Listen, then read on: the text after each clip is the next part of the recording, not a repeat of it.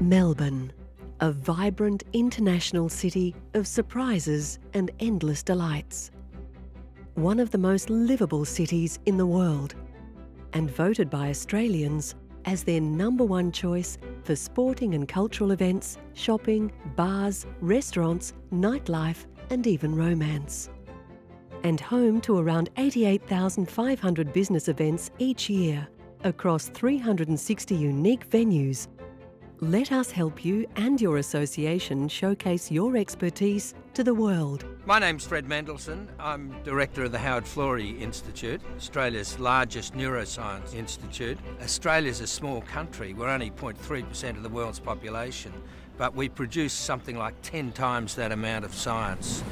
My name's Rob Moody. I'm Professor of Global Health at the Nossal Institute for Global Health at the University of Melbourne. What I work on mainly is HIV prevention programs, tobacco control programs, setting up health promotion foundations in developing countries.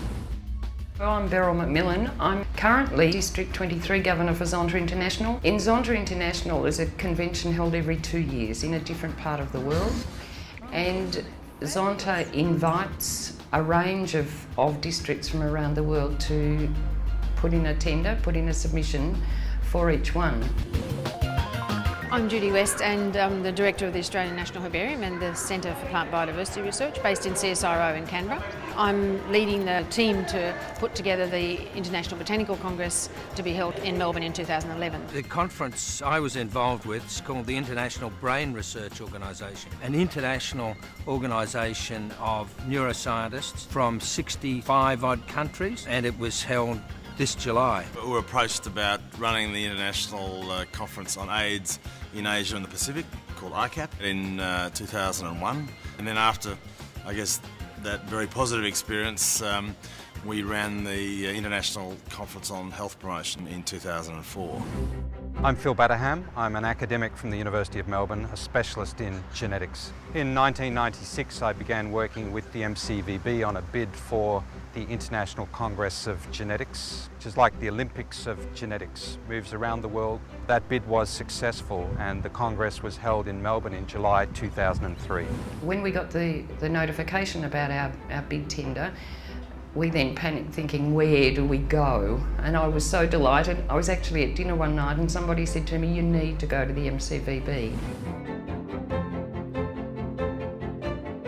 A significant amount of effort goes into convincing delegates that your city is the place where they want to hold the next Congress. There's a lot of anxiety in organising a big conference, but the MCVB was fantastic. They helped us produce a really attractive bid. They gave us a lot of help in actually putting together the bid. And the Melbourne Convention and Visitors Bureau was absolutely fantastic in really helping us to communicate our message very effectively in our sector. Well, they were persistent, encouraging, supportive. It's the tremendous input we had from MCVB in producing materials on Melbourne that showed Melbourne's most attractive features. And the fact that they've got such great sort of resources there that in a sense you can plug into. Certainly assistance with video production and with a very glossy and classy submission of a much better quality than we would have been able to do. All that sort of infrastructure really adds to your chance of winning.